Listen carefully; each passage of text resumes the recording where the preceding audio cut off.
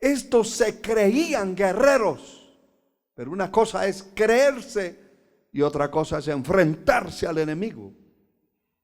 Usted y yo sabemos cuándo somos valientes o cobardes, cuando tenemos que enfrentarnos al enemigo. Si usted es capaz de enfrentarse y de jugarse la vida hasta la muerte, usted se va a dar cuenta que no es un cobarde. Pero si tan pronto el enemigo bosteza,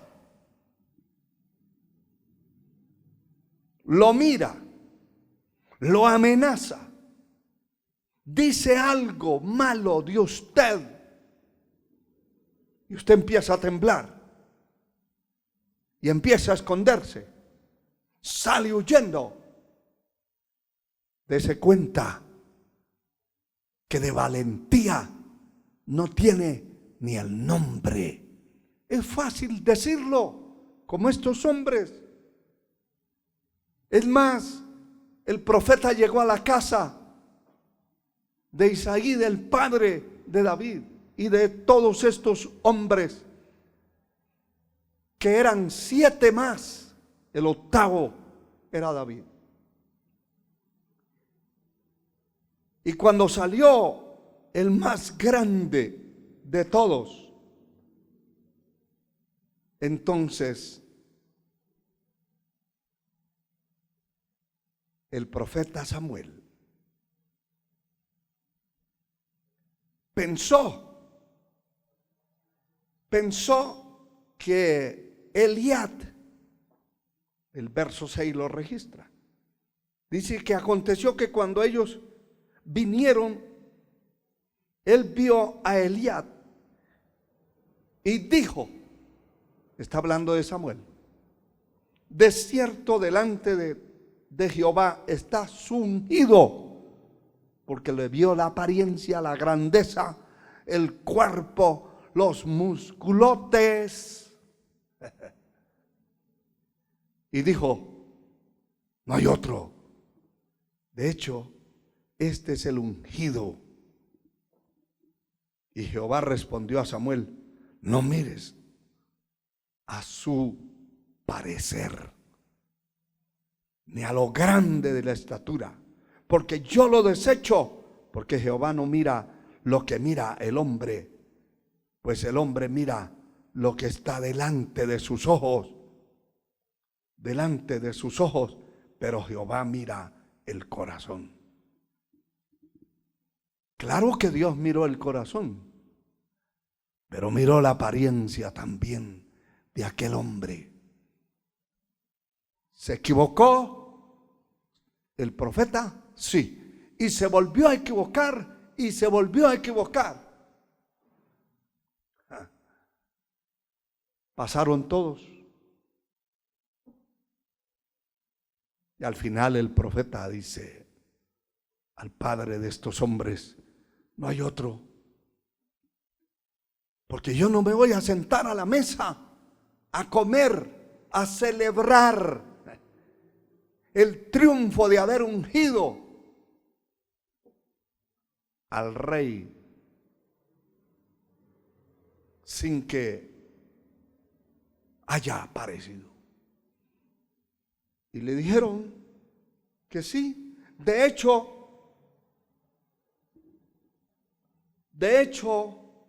estaba cuidando las ovejas, no estaba incluido en el grupo de los supuestos grandes y supuestos poderosos y supuestos fuertes y supuestos líderes, porque hay líderes de nombre, son unos cajones vacíos, una apariencia de carne. Algunos tienen unos lentes de 4 vidrios que impresionan cuando se miran, pero no es lo que usted tiene ni lo que yo tengo por fuera, la apariencia y lo que diga su boca, que es lo que demuestre ser, es lo que Dios escudriña dentro Alabado sea el Señor. Entonces dijo Samuel a Isaí: ¿son estos todos sus hijos? Y él respondió: queda aún el menor. Estoy leyendo el verso 11, si usted tiene la Biblia en su mano. Que apacienta las ovejas. Y dijo Samuel a Isaí: envía por él, porque no nos sentaremos a la mesa hasta que éste venga aquí. Y envió pues él, y lo hizo entrar, y era rubio y hermoso de ojos y de buen parecer. Entonces Jehová dijo: levántate y úngelo, porque este es. Habían pasado todos los demás. El más ignorado de todos era realmente el valiente. ¿Por qué? Porque era un hombre humilde. La humildad nos permite también reconocer lo que somos, lo que poseemos, lo que tenemos, y reconocer lo que no somos. Escúchelo bien. La humildad nos permite reconocer lo que no sabemos. Hay gente que no sabe, se da cuenta que no sabe, pero no le dice a nadie que no sabe por su orgullo, y comete grandes errores, grandes desastres por no preguntarle a otro, porque dice: ¿qué dirá de mí? ¿Qué me importa? Yo lo que no sé, no lo sé. Toda persona que reconoce lo que no sabe, lo que no es capaz de hacer, de hecho, que ese es un principio. Ese es un principio para nosotros ir a nuestras rodillas, doblegarnos a Dios, humillarnos a Dios. ¿Por qué me humillo yo? ¿Por qué me arrodillo? ¿Por qué me tiro al suelo, al piso? Porque reconozco que no soy nada sin Dios, que es Él el que va a mover su mano, el que va a hacer milagros, el que va a sanar a la gente, el que va a salvar a la gente, el que va a libertar a los seres humanos, el que levanta del polvo al pobre, del muladar al menesteroso. Es el Señor, no nosotros. Alabado sea Dios. Aleluya. En el capítulo 17 dice en el verso 13: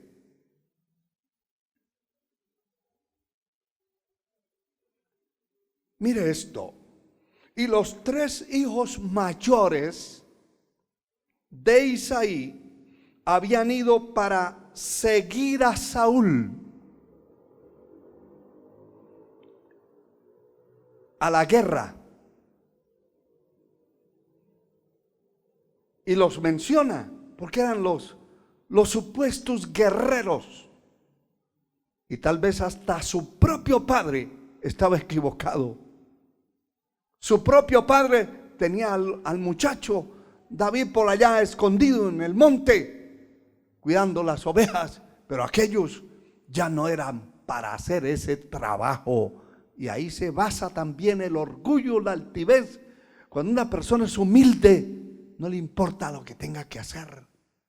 Si tiene que barrer el piso, barre. Hay gente que solo por darle el nombre de pastor. Mire que en la denominación donde estuvimos por muchos años, no vale la pena mencionar el nombre. Había gente, habían hombres y mujeres que los promovían ministerialmente y les daban el nombre de reverendos, y a partir de ese momento se dañaban, o más bien sacaban lo que tenían por dentro. Hasta el caminado cambiaban. la forma de mirar, la forma de saludar. Y algunos hasta llegaban a sus templos, a sus congregaciones donde trabajaban, a hacer un culto especial de reconocimiento de lo que era a partir de ese día. ¡Qué desgracia! ¡Qué triste! Porque eso se llama soberbia. Ninguna posición, ningún estado económico. Pablo dice, he aprendido a tener hambre como a tener abundancia, a pasar necesidad como a tener abundancia, a comer y a no comer. He aprendido. La vida nos tiene que enseñar, y cuando usamos estos principios y aprendemos de la fuente de la humildad que es el Señor, no nos daña. Ningún tipo de posiciones nos puede elevar a ninguna parte. Somos los mismos. Alabado sea Dios. Me atrevo a decir que su propio padre menospreciaba a su hijo en cuanto al valor, a la valentía, a ser un guerrero. Y me llama la atención que aparecen los nombres de estos tres primeros, y dice el verso 13, y los tres hijos mayores de Isaí habían ido para seguir a Saúl en la guerra, y los nombres de sus tres hijos que habían ido a la guerra eran Eliab, que fue el primero que se equivocó Samuel, el primogénito, ese era el primero. El segundo era Abinadab y el tercero Sama. Tremendo. Alabado sea el Señor. Y David, de él dice el verso 14, era el menor. El menor. Siguieron pues los tres mayores a Saúl. Pero David había ido y vuelto delante de Saúl para apacentar las ovejas de su padre en Belén. Él fue, estuvo allá después de ser ungido. Lo mandaba a llamar Saúl para que fuera, porque un demonio lo estaba atormentando. Y entonces David llegaba a tocar su arpa y el espíritu malo salía huyendo. Pero David no estaba llamado solo para espantar demonios, ni espantar espíritus que se le habían metido por el orgullo, la rebeldía y la desobediencia al otro. Estoy hablando lo que dice la palabra. Él dejó su trabajo que le habían buscado y se fue de nuevo. Se fue de nuevo a cuidar las ovejas de su padre, que eran su responsabilidad. Pero ya estaba ungido, y en eso se basa la humildad de este hombre. No se creyó como algunos, como decía, solo por ponerles un nombre, un título ahí, que les queda a muchos enormemente grande. Alabado sea Dios.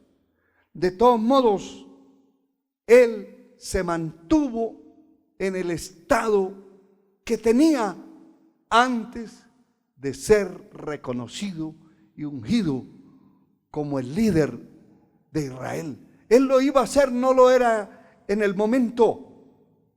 Pero él sabía, alabado sea Dios, como cuando hay una contienda electoral, de política, y alguien ya lo declaran ganador, pero todavía no recibe la presidencia. Se queda meses por allá escondido, por allá meditando, por allá planificando el trabajo, pero él sabe ya que es el presidente. Lo que está esperando es el turno. Claro, en el caso de David, él siguió en el campo con las ovejas. Alabado sea el Señor. El verso 15 dice: pero David había ido y vuelto, dejando a Saúl para apacentar las ovejas de su padre en Belén. Y el verso 20 dice: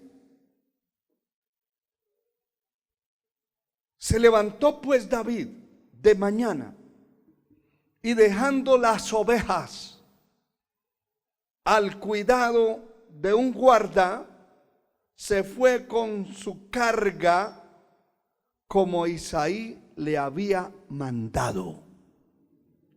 Él se fue de nuevo a ver a Saúl, a ver a sus hermanos que se habían ido a la guerra. Él no estaba contado para eso. Y entonces su padre le dijo, después de un tiempo, de varias semanas, vaya, lléveles esta comida a sus hermanos y mire cómo están y tráigame un informe. Alabado sea el Señor. Y lo mandó con panes, con quesos, con comida para sus hermanos, los guerreros, entre comillas, los cobardones que tenía. Sin embargo, aquí dice, fue con una carga como Isaí le había mandado, y llegó al campamento cuando el ejército salía en orden de batalla y daba el grito de combate. Alabado sea el Señor. Ya sabemos que todos cuando oían ese filisteo, ese gigante, temblaban. Y entonces el muchacho se quedó con la carga que llevaba de comida para sus hermanos. La dejó ahí con el asistente y se fue a mirar qué era lo que pasaba. Y allí es donde se concreta que al final de todo, este hombre, Dios lo usa para dar muerte a Goliat, a ese gigante que había maldecido, humillado a Israel por 40 días, 40 noches. De noche temblaban, de día salían a temblar otra vez delante de ese instrumento del diablo. Me llama la atención que ninguna de esas cosas movió a David. Nunca cambió su postura de humildad y de mansedumbre.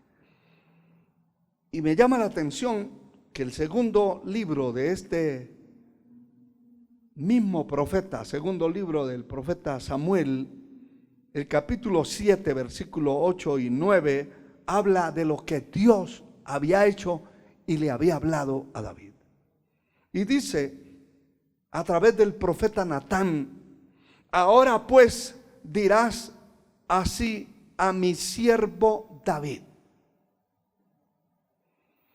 así ha dicho Jehová de los ejércitos, yo te tomé del redil de detrás de las ovejas, para que fuese príncipe sobre mi pueblo, sobre Israel. Y he estado contigo en todo cuanto has andado. Qué precioso. Y delante de ti he destruido a todos tus enemigos. De eso no hay duda. Dios se encarga de nuestros enemigos. Y te he dado nombre grande, como el nombre de los grandes que hay en la tierra. Aleluya. Qué tremendo. Solamente esas palabras de un Dios veraz son suficientes para entender la postura, la posición en la cual Dios había puesto a David, y que nunca el orgullo se metió en su corazón. Nunca cambió la postura, la posición como persona. Qué precioso es encontrar después de 15, 20 años una persona que conocimos, que era sencillo, humilde, y verlo prosperado y bendecido en la misma posición. La virtud de la humildad hay que ansiarla con las entrañas, con hambre, clamar a Dios en humillación con lágrimas, que Dios nos haga sencillos y humildes, mansos de corazón como el Señor. A Él es la gloria, la honra por siempre. Aleluya. Alabado sea el Señor. De la humildad de Cristo hay muchísimo que decir, que hablar. Solamente quiero leerles unos pocos versículos de la palabra. Alabado sea el Señor. Por ejemplo, Juan capítulo 6, versículos 14 y 15. Dice la Escritura lo siguiente. Alabado sea el Señor. Juan capítulo 6, verso 14. Dice, aquellos hombres entonces viendo la señal que Jesús había hecho, dijeron, este verdaderamente es el profeta que había de venir al mundo. Pero entendiendo Jesús que iban a venir para apoderarse de él y hacerle rey, volvió a retirarse al monte él solo. Esto es a raíz de un gran milagro que ocurre en la multiplicación de toda esa multitud de miles de personas con unos pocos panes y unos pocos peces que el Señor multiplica. Cuando sucede ese gran milagro que cualquiera tiene que ser una enorme panadería con muchas máquinas no únicas, sino similares, y con un grupo de muchísimos empleados para sacar una cantidad de panes. Se llevarían también muchos días u horas, qué sé yo. Pero este fue un milagro instantáneo. Solo hombres, se cuenta que habían más de 5,000 hombres, sin contar mujeres. Y entonces, toda esta multitud tan grande vieron ese milagro enorme. Y entonces estos hombres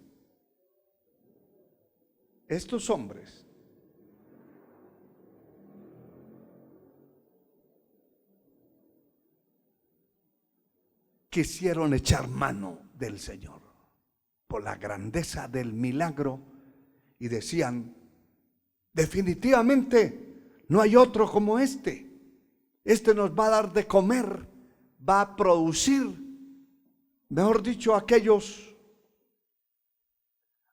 hombres en su mente carnal, material, caída, que solo miraban la comida y miraban las cosas terrenales, pensaron que Jesús, como ellos dicen, el profeta de Nazaret, Jesús era la persona más apropiada para echarle mano, y como eran una multitud grande, lo iban a promover como rey en Israel. El Señor, viendo eso, salió huyendo y se fue solo, se escondió. Alabado sea el Señor. Se retiró al monte él solo, porque no había ningún tipo de orgullo, ni de altivez, ni de soberbia en su corazón. Él fue realmente manso y humilde de corazón.